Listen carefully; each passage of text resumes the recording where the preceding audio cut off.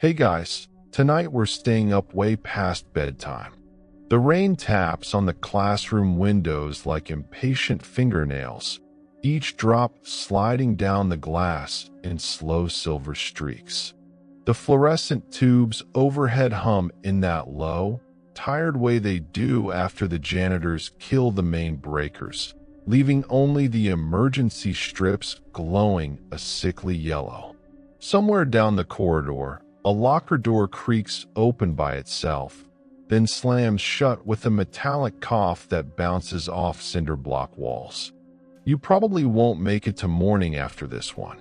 So, before you get comfortable, take a moment to like the video and subscribe, but only if you genuinely enjoy what I do here.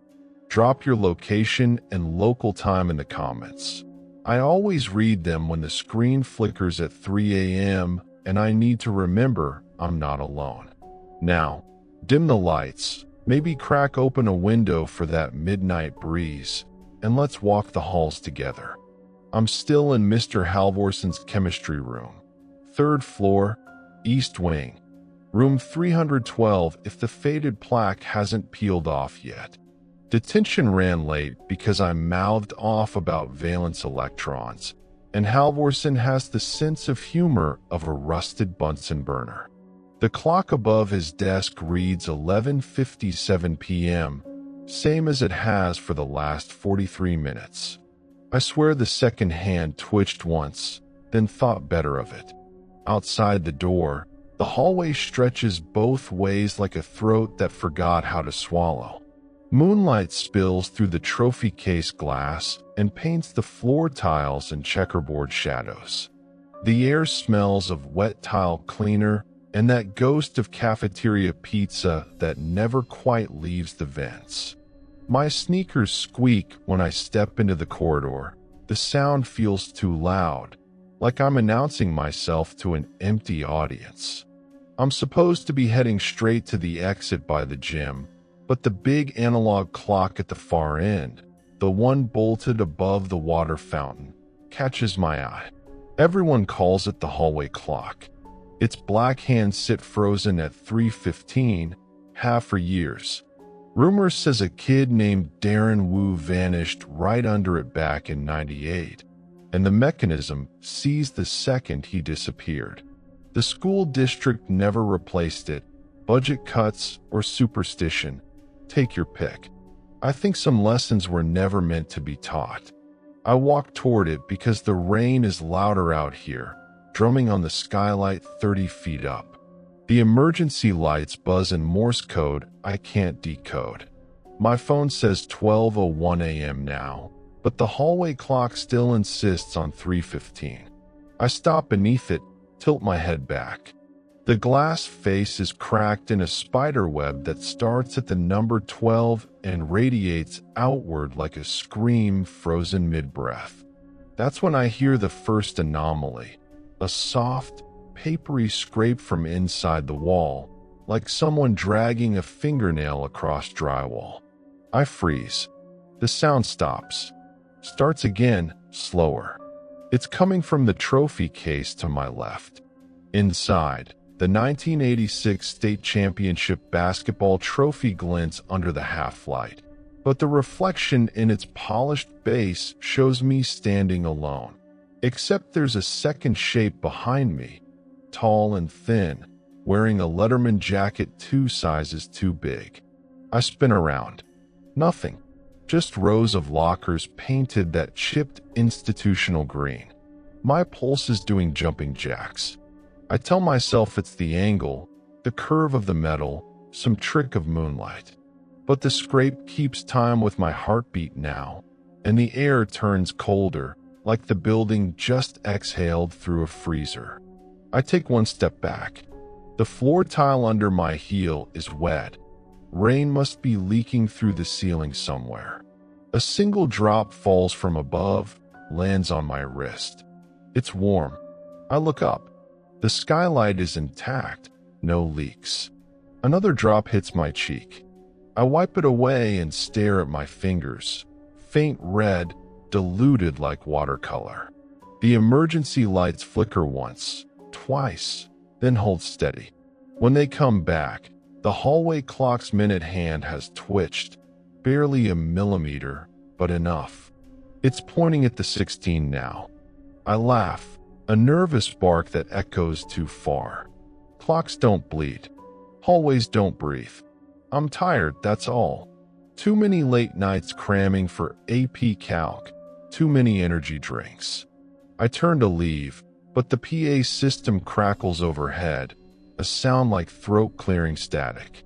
A voice leaks out, whisper soft, genderless. Detention is not over.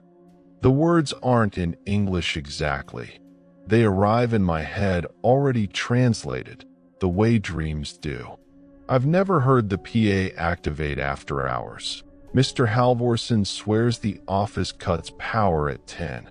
Yet the speakers keep humming, and beneath the hum I catch a faint strain of music, the same 4 piano notes repeating like a broken music box.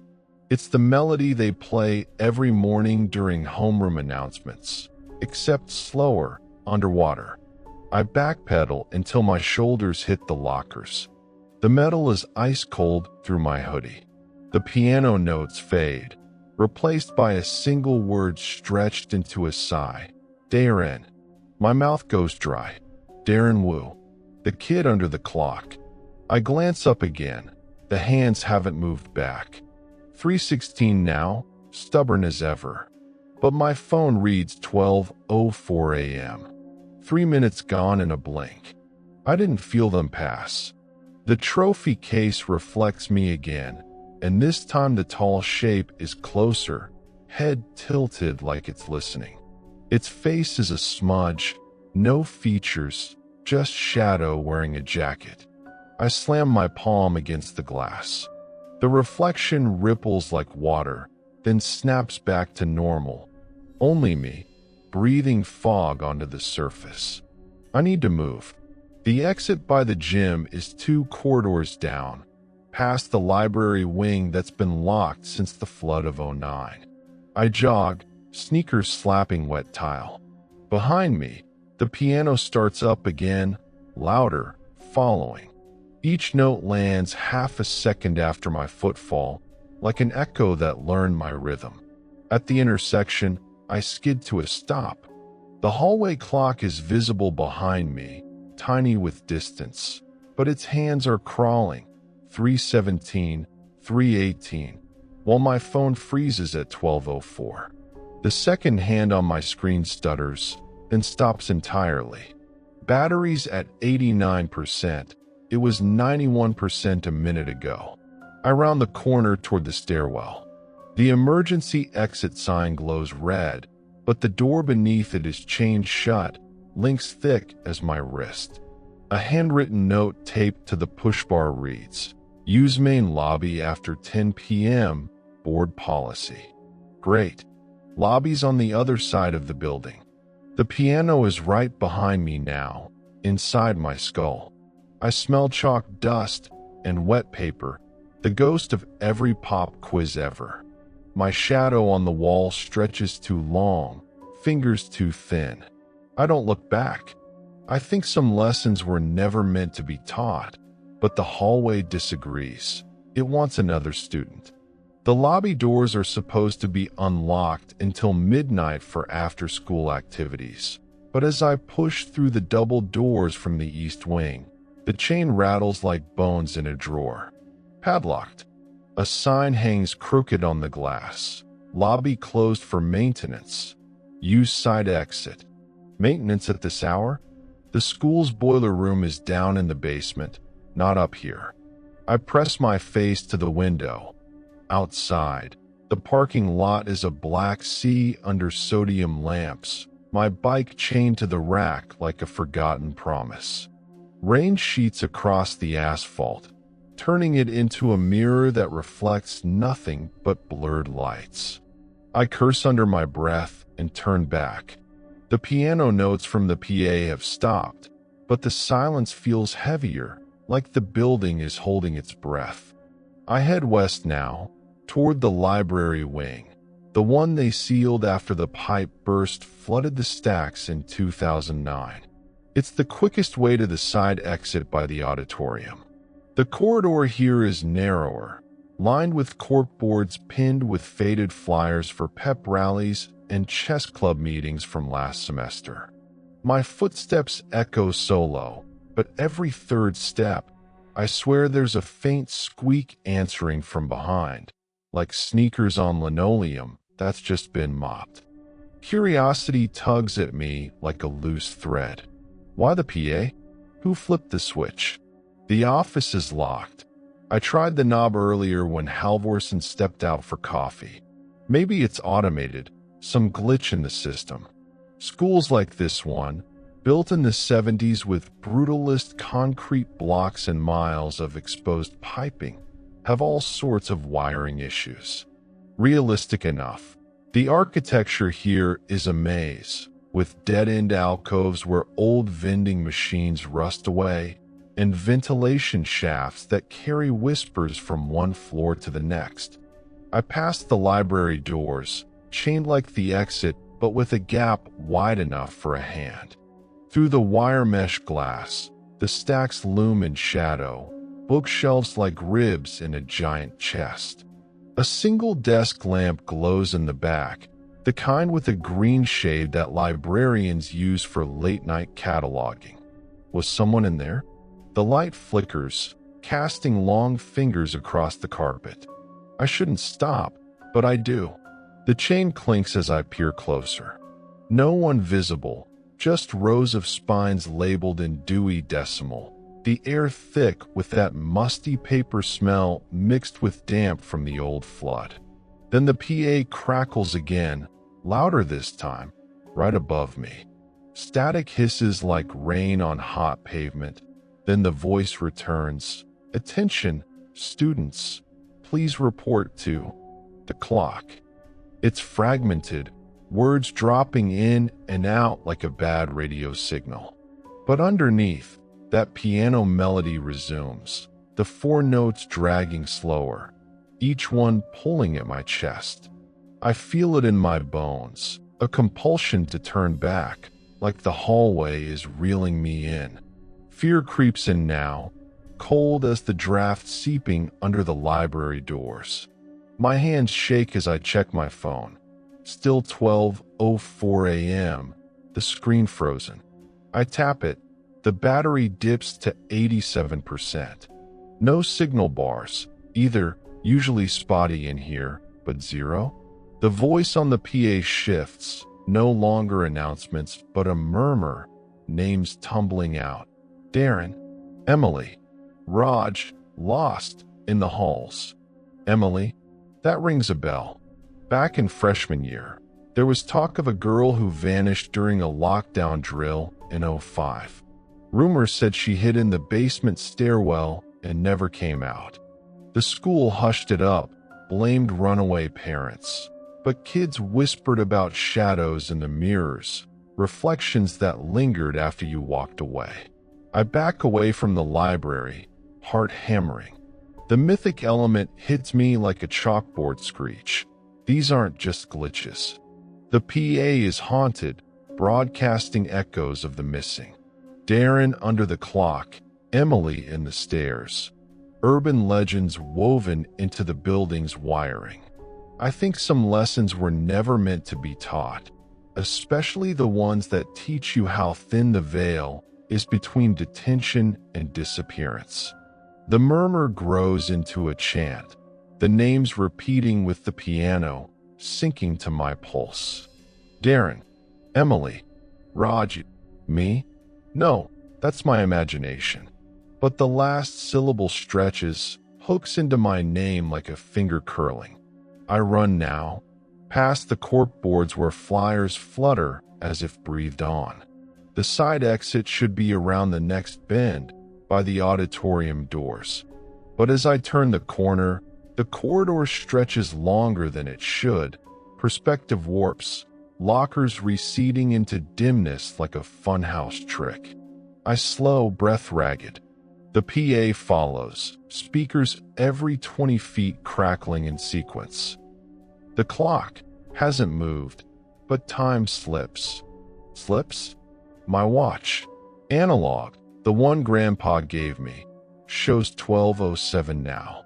But my phone insists 12:04. 3 minutes vanished. Again, I shake the phone. The screen glitches, then updates to 12:07. What the hell? Ahead, the auditorium doors are ajar, a sliver of blackness inside. Music leaks out. Not the piano, but a faint hum like a projector running, the kind from old film strips in history class. I edge closer, curiosity overriding the fear knotting my gut. The room is empty. Rows of velvet seats folding into shadow, stage curtains drawn. But on the stage, a spotlight flickers on, harsh white, buzzing like the fluorescence. It illuminates a podium, and behind it, a shape, tall, thin, letterman jacket hanging loose. I gasp. The figure doesn't move, just stands there, head bowed as if reading announcements.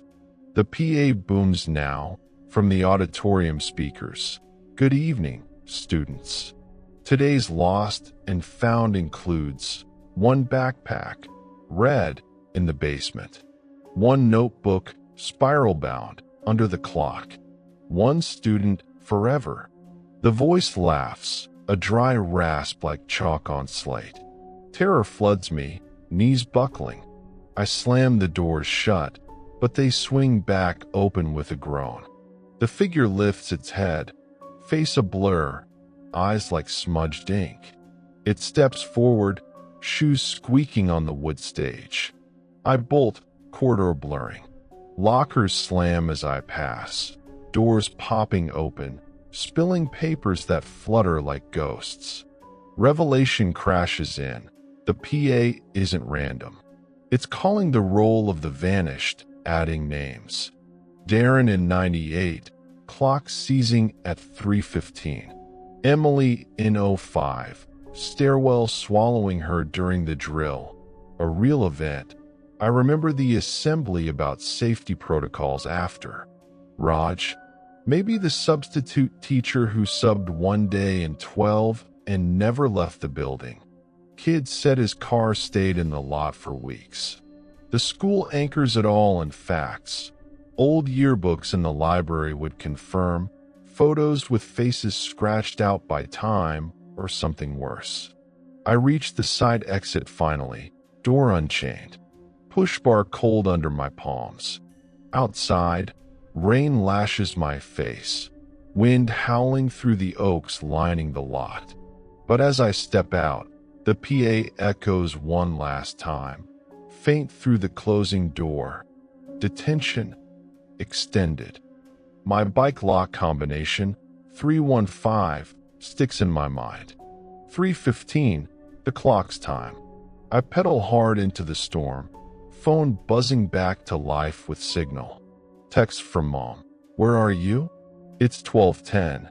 6 minutes lost inside.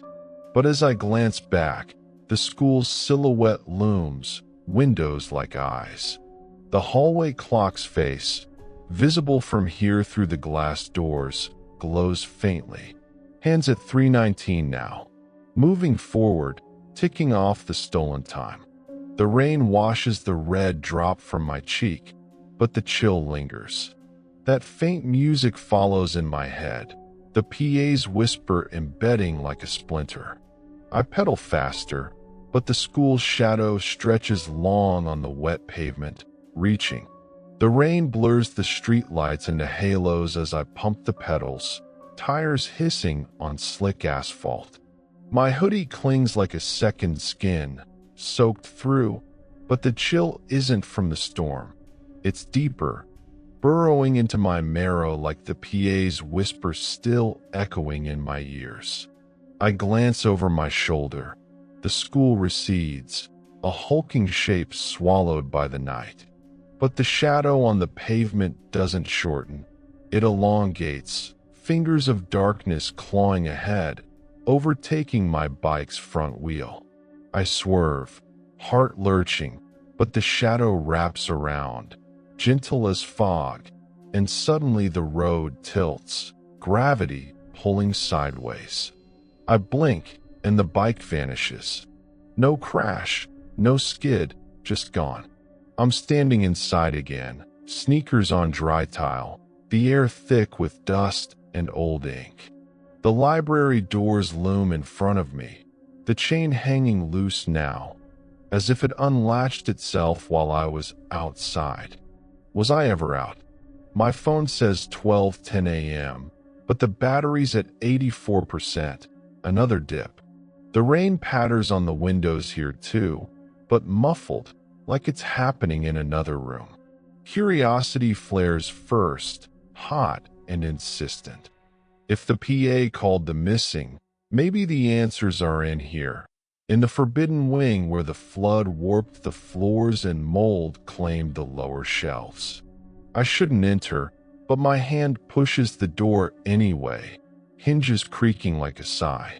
The library smells of mildewed pages and faint chlorine from the cleanup years ago. Emergency lights cast a jaundiced glow over the circulation desk, where a forgotten stapler sits like a relic. The architecture anchors it all, these brutalist stacks, concrete pillars rising to a low ceiling crisscrossed with exposed ducts, designed in the 70s for efficiency, not escape. Rows of metal shelves stretch back, labeled with faded signs. Fiction AF, Nonfiction 000-500. But the far end, the restricted section, is cordoned off with yellow caution tape sagging from disuse. Water damage from the 09 burst pipe, a real event, documented in the local paper I read for a history project, left the carpet squishy and the walls blistered. They never fully reopened it. Budget shortfalls, or maybe the rumors of what the flood unearthed. I duck under the tape, flashlight app on my phone piercing the gloom. The beam sweeps over spines, outdated encyclopedias, yellowed novels with cracked bindings. Dust motes dance like fireflies, and the air grows heavier, pressing on my chest. That faint piano melody returns, not from the PA this time, but seeping from the vents, the same four notes looping, slower, like a record skipping in molasses. I follow it deeper, past the reference desk where a globe spins lazily on its axis. Wait, spins? No one's touching it. The continents blur, then snap back, as if time stuttered. Curiosity pushes me to the back wall, where the yearbooks are stacked in a locked cabinet, glass front smeared with fingerprints that look too fresh. The lock's busted, dangling open. I pull out the 1998 edition, Darren Wu's year. The cover's leather feels clammy, like skin after a fever. I flip through, pages whispering. Class photos. Kids in baggy jeans and flannel, frozen in awkward grins. Darren's page. There he is, under W, shaggy hair, letterman jacket. But his photo, the edges shimmer, like heat haze over asphalt. I tilt the book, his reflection in the background mirror. Wait, yearbooks don't have mirrors. No, it's the photo itself distorting, his face rippling as if underwater. Fear coils in my gut now, slow and viscous. The piano swells, notes dragging like chalk on a board. I slam the book shut, but it falls open again to the same page. Darren's eyes follow me, not printed but alive, blinking once in the flashlight beam. I drop it, backing into a shelf. Books tumble, thumping like heartbeats. One lands open, 2005, Emily's year. Her photo does the same. Reflection in a classroom window showing her turning away, but the main image has her smiling straight ahead. Except now, in the window pane, a shadow hand reaches for her shoulder. The mythic creeps in, undeniable. These yearbooks are cursed portals, capturing not just faces but the moments they slipped away, reflections trapping souls in glassy limbo. Urban legend says the flood stirred something ancient under the school, a well or burial site from the old farm that stood here before construction. The water brought it up, infusing the pages with echoes. My breath comes short, fogging the cabinet glass. Inside, my own reflection stares back, but it's not me. The figure wears my hoodie, but the face is smudged, like Darren's, eyes hollow as locker vents. I wave, it doesn't. Instead, it points downward, to the floor where water pools, seeping from nowhere, warm under my sneakers. Red-tinged, like the drop from the skylight earlier. The globe spins faster now, a whirring hum joining the piano. I grab another yearbook, 2012, Raj the Substitute. His staff photo, standing at a podium, PA microphone in hand. But in the mirror behind him, every classroom has those safety mirrors at the doors. His reflection is screaming, mouth wide, while the main image lectures calmly. I stumble back, knocking over a cart of periodicals. Papers scatter, headlines from old-school newsletters. Student missing after drill. Teacher's car abandoned in lot. Facts blending with the impossible. The reflection in the cabinet steps closer, pressing palms to the glass from inside. Cracks spiderweb out, same as the hallway clock's face. I turn to run, but the shelves have shifted, rows tighter, like a labyrinth closing. The piano is deafening, notes pounding in my skull, sinking to the globe's spin. Revelation hits like a locker slam. These aren't just books. They're the hallway's memory, devouring time through reflections. Darren stared too long at the clock's glass. Emily hid in a stairwell mirror during the drill. Raj broadcast his own echo over the PA. The school feeds on curiosity, luring you to look deeper, then steals your moments in the gloss. I think some lessons were never meant to be taught, but the library insists, pages turning themselves to blank spreads waiting for new faces. The water rises to my ankles now, warm and pulsing. My phone dings, 12:15 a.m., but the battery's at 80%.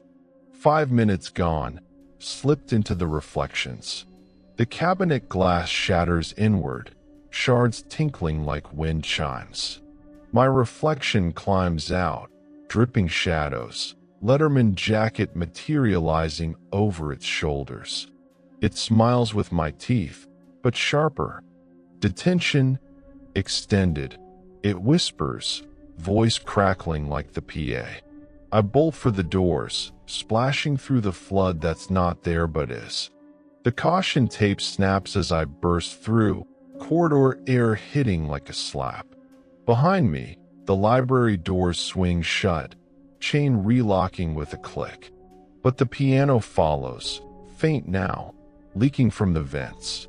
My shadow on the wall has company, another silhouette trailing, thin and tall. The side exit is ahead again, door unchained as before. But this time I hesitate. Outside might not be out. The rain taps louder, inviting. I push anyway, wind gusting in. The parking lot gleams, my bike waiting. But as I step over the threshold, the shadow reaches again, and the world tilts once more. The tilt snaps straight, and the rain vanishes mid-gust.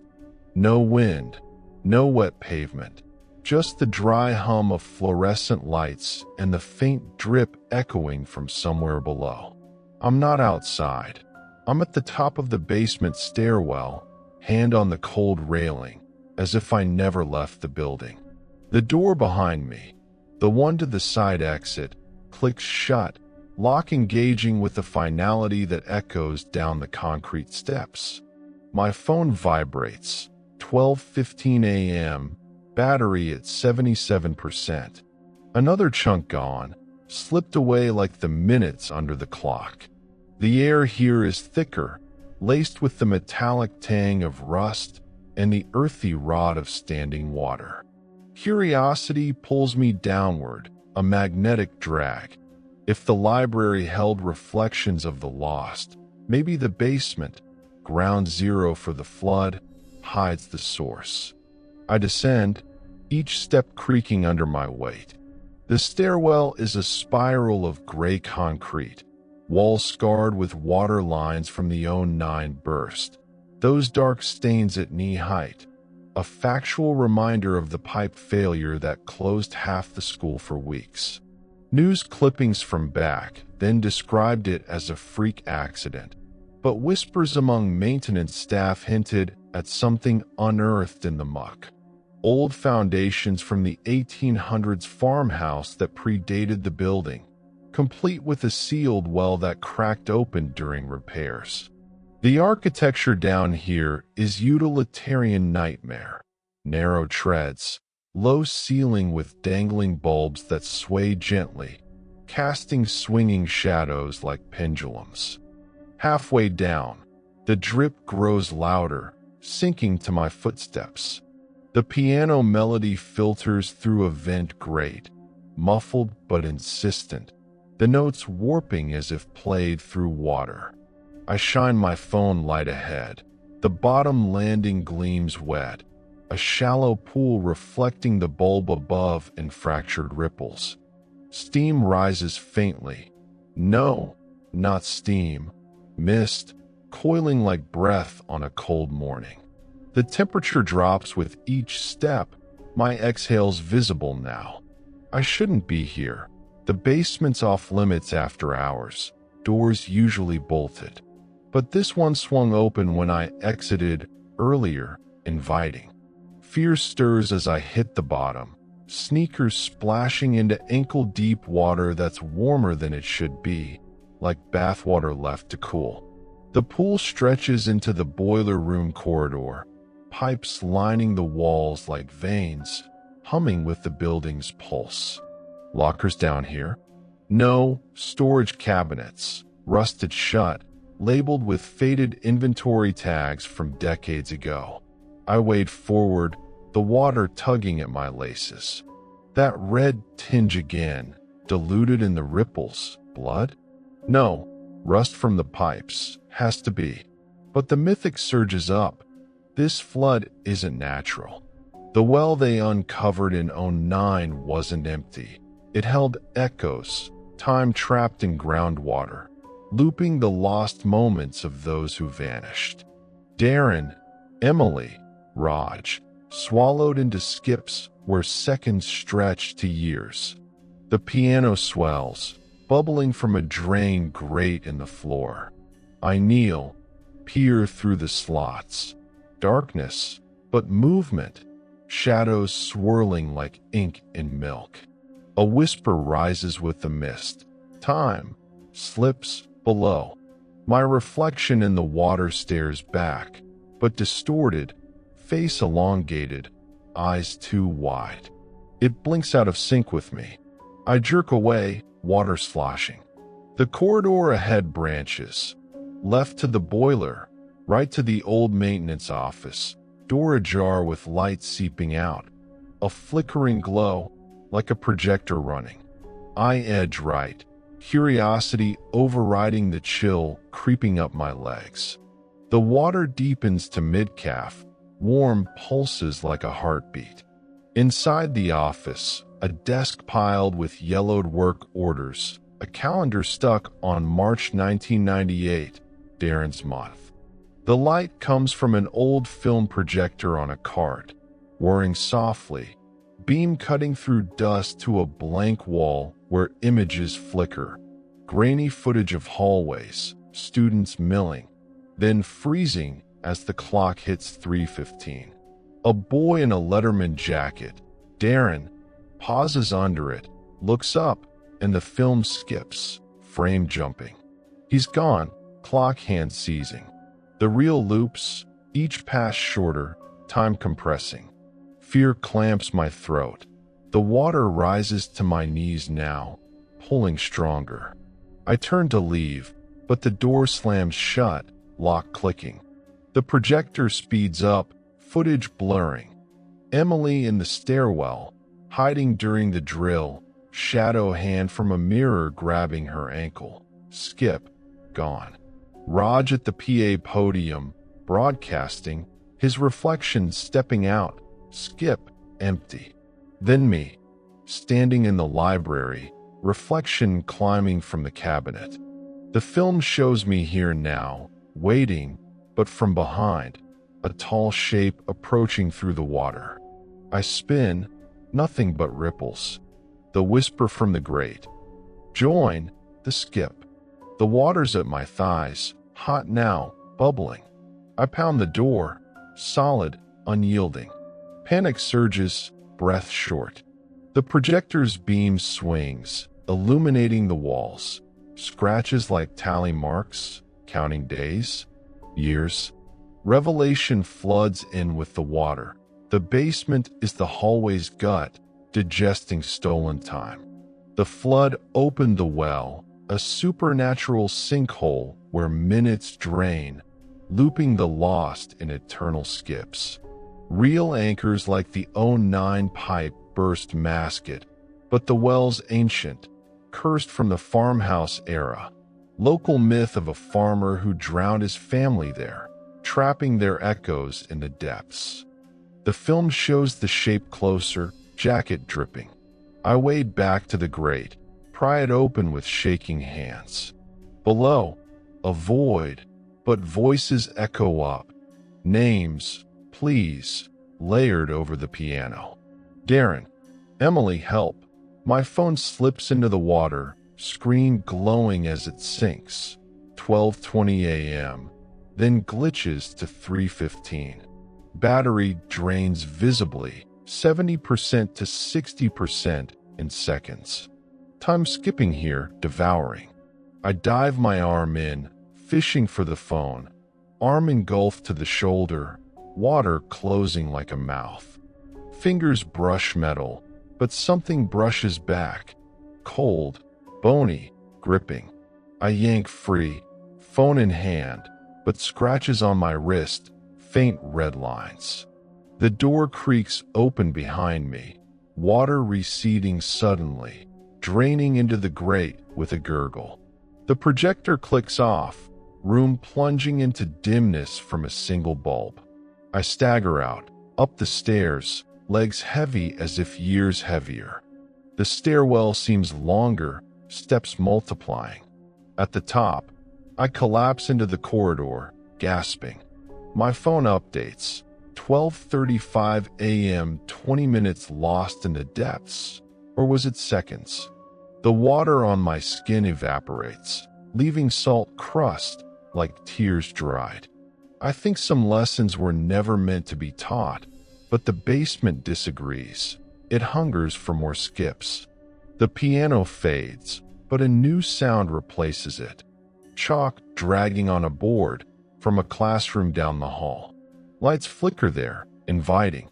The tall shadow trails on the wall, closer now, its hand almost touching mine. Word count, 1156. Awaiting continue 732 Mealy Jeekspert Konanui Section 5. The chalk drags again, a slow screech that pulls me to my feet like a marionette string. The corridor swims in my vision, the basement's chill still clinging to my bones. But the sound comes from room 207, Ms. Eldridge's English class, where we dissected Poe last semester under lights that always flickered during storms. The door is cracked open, a wedge of projector glow spilling onto the tiles like spilled milk. My shadow merges with the tall one trailing me, its fingers brushing my heel now, cold as a whisper. Curiosity reignites, flickering like those bulbs. If the basement digested time, maybe the classrooms rehearsed the lost lessons, trapping echoes in endless recitations. I nudged the door wider, hinges silent for once. Inside, desks arranged in neat rows, moonlight filtering through rain-streaked windows to mix with the projector's blue hum. The board at the front is smeared with white dust, words half erased. The Raven, nevermore, time lost. The architecture grounds it. These rooms built with acoustic tiles to muffle shouts, but they amplify whispers, designed in the 70s for crowd control during assemblies. Real enough, class schedules posted on the wall, faded bell times from 7:45 a.m. to 3:15 p.m., that cursed number again. The projector whirs on the AV card, casting shadows of film sprockets onto the pull-down screen, but no film loaded, just static dancing like snow. I step in, the door clicking shut behind me. The air smells of dry erase markers and old textbooks, pages yellowed like teeth. Chairs scrape faintly, as if invisible students shift. The piano melody seeps from the PA grill in the ceiling, but twisted now, interwoven with a voice reciting poetry. Once upon a midnight dreary. It's Raj's voice, the substitute from 12, the one whose car rusted in the lot. I remember the assembly after, principal droning about stranger danger, but kids knew better. He vanished mid-lesson, chalk dropping from his hand. The projector snaps to life, beams sharpening on the screen. Footage of the classroom, empty at first, then filling with spectral students, translucent, seated at desks, heads bowed over notebooks. A figure at the board, tall, thin, letterman jacket over a teacher's vest, turns, face a blur like the yearbook photos. It writes, chalk dragging, detention eternal.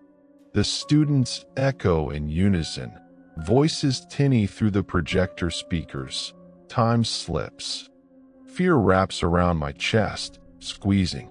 The desks creak, and I feel presences settling in, cold drafts brushing my arms. My reflection in the window warps, showing me seated among them, notebook open. I blink, it's gone. But the mythic unfurls. These classrooms are loops, reenacting the final lessons of the vanished. Darren scribbling under the clock, Emily diagramming sentences during the drill, Raj substituting forever, shadows mimicking their forms, trapping newcomers in the cycle. Local lore whispers of a cursed curriculum, born from the farmhouse well, where the drowned family recited prayers underwater, echoes rising to infuse the building. The shadow teacher points at me, chalk finger extending unnaturally long. Recite. It commands, voice crackling like the PA. The students turn, faces smudged, Darren's shaggy hair, Emily's braid, all eyes hollow. I back toward the door, but it won't budge, knob slick as if oiled. The projector loops the footage faster. Lesson starting, teacher writing, students vanishing one by one, skip, empty desks, then refilling with new faces. Mine appears in the next cycle, seated front row, scribbling furiously. My heart races, breath fogging the air. The room cools, frost rhyming the windows despite the rain outside. Chairs slide closer, encircling me. A notebook appears on the nearest desk, open to a blank page that fills itself. I am lost in the halls. The pencil rolls toward my hand, insistent. I grab it, snap it in half, but it reforms whole. The teacher approaches, steps squeaking on the linoleum, jacket dripping basement water. Lesson begins. It hisses, breath like chalk dust. I lunge for the projector, yank the plug. The beam dies, but the screen glows on, self-sustaining. Footage shows me doing this, looping, pull plug, screen dims, then reignites. Time skipping here too, minutes folding. My phone, 12:40 a.m., then jumps to 12:50. 10 gone in the struggle. Battery at 50%, draining like the well. Revelation descends like a curtain. The flickering classrooms are the hallway's theater, staging rehearsals where shadows puppeteer the forgotten. Real events like Raj's disappearance anchor it. Police reports from 12 noted his last broadcast over the PA, a garbled farewell. But the supernatural twists it, mimics pulling souls into the script, devouring presence until you're just an echo reciting lines. The students chant now, voices layering. Nevermore, slips, detention. The teacher reaches, hand passing through my shoulder, cold burn like dry ice. I feel myself fading, edges blurring. I think some lessons were never meant to be taught, but the classroom enforces them, scripting your end. Desperate, I smash the window with a chair, glass shatters, rain gusting in. The loop stutters, footage glitches, students flickering out. The teacher recoils, dissolving into shadow that slithers toward the door. I climb through the jagged frame, shards nicking my palms, warm red mixing with rain. Outside, no, the drop lands me in another corridor, not the ground. The school's facade warps, windows like eyes blinking. I run, chalk dust trailing from my clothes. The PA crackles overhead. Class dismissed, for now. But the clock at the end of the hall glows brighter, hands creeping to 3:25. Time accumulating, building to a strike. The tall shadow reforms behind me, mimicking my stride, closer than ever. The shadow's mimicry is flawless now, every stride I take echoed by its silent glide along the wall, its outline sharpening with each emergency light I pass. The chalk screech from the classroom fades behind me, replaced by a deeper thrum, the building's heartbeat, pipes groaning in the walls like veins under strain. I know where I'm heading. The pull is inescapable, a tether yanking me back to the east wing, where the hallway clock waits like a sentinel.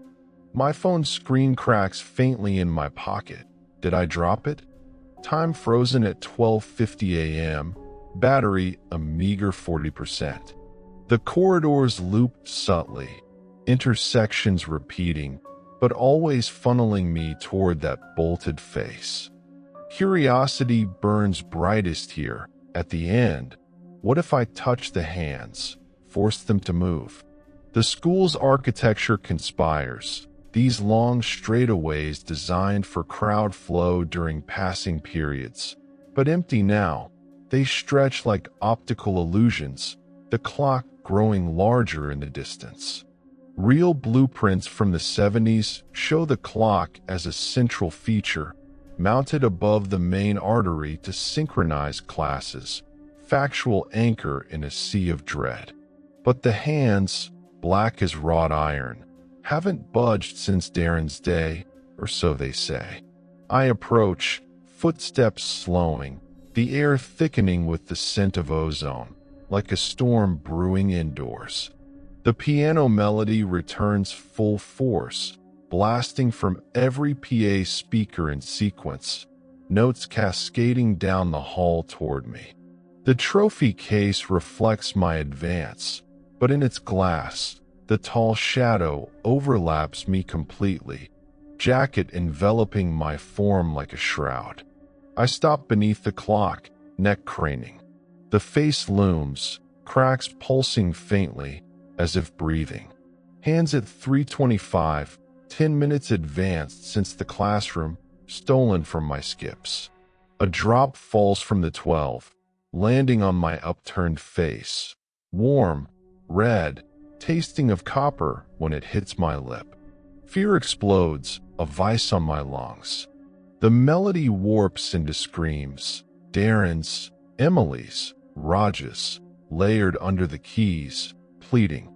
The mythic climax rushes in. The clock is the heart, devouring years through its frozen gaze, unleashing them when confronted.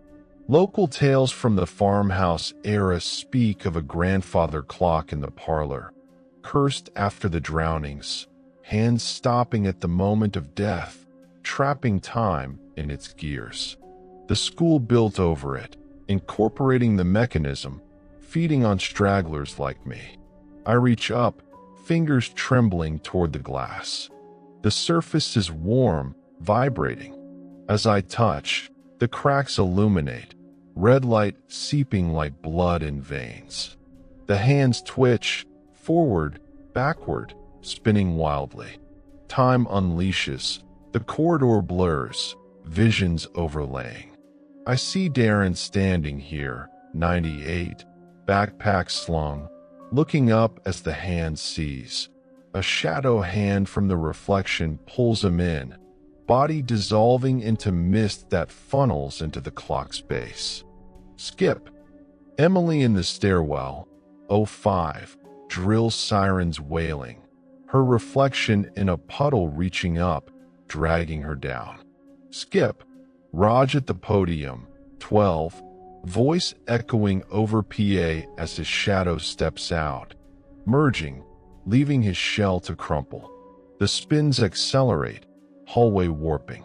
Lockers bend, tiles ripple like water. My own skips replay. Detention room, PA whisper, library reflections climbing, basement flood gripping, classroom loops reciting, all funneling here. The shadow detaches from the wall, solidifying, tall, thin, composite of the lost. Darren's jacket, Emily's braid dangling from the hood, Raj's chalk-dusted hands. It lunges, fingers like clock hands piercing my chest, cold burn, time draining. I feel years slip, childhood memories fading, recent days blurring. My phone shatters in my pocket, glass tinkling like the cabinet shards. But revelation pierces the chaos. The clock doesn't just take, it trades. The devoured years fuel its strike, but confrontation reverses the flow. I grip the hands through the glass. Impossible, but my fingers phase in, twisting them back to 3:15. The mechanism grinds, protesting. Visions reverse. Raj reforming at the podium. Emily surfacing from the puddle, Darren materializing under the clock. The shadow recoils, features unraveling, braid uncoiling, jacket fraying, hands crumbling to dust. The clock strikes, bong, resonant, shaking the walls. Midnight, but not my time. The devoured years echo out, hallway flooding with ethereal light. Ghosts flicker, students long gone, teachers forgotten, all stepping from reflections, nods of gratitude before dissolving into the vents. The shadow shrinks, sucked back into the clock's cracks, sealing with a sigh. The hands stop at 12 o'clock, real time, my time. I collapse, back against the trophy case. The PA falls silent, piano notes evaporating. Rain taps steadily outside, normal now. My phone, intact somehow, buzzes. 1 a.m., text from friends. You out yet? Battery at 100%. The corridor straightens, illusions lifting. I think some lessons were never meant to be taught, but tonight, the hallway learned one. Time can be reclaimed. The exit doors unchain themselves, swinging open to the storm. I walk out, no shadows trailing. The school's silhouette recedes as I pedal away, clock face dark through the glass. But in the rear view of my mind, a faint tick starts. hands inching forward again, waiting for the next curious soul. The rain eases as I coast home, streetlights pooling on wet pavement like spilled secrets. My room waits, desk lamp humming softly, posters of forgotten bands peeling at the edges. I strip off the damp hoodie, the chalk dust and red stains flaking away like old skin. The clock on my nightstand reads 1:15 a.m., normal, ticking steadily. But sleep doesn't come easy. The building's hum lingers in my ears, a distant Pennsylvania static that whispers when the wind picks up. In the days that follow, school feels lighter. The hallway clock gets replaced during winter break, hands spinning true under a fresh glass face. Rumors quiet. Kids forget Darren, Emily, Raj, chalking them up to urban myths faded by time.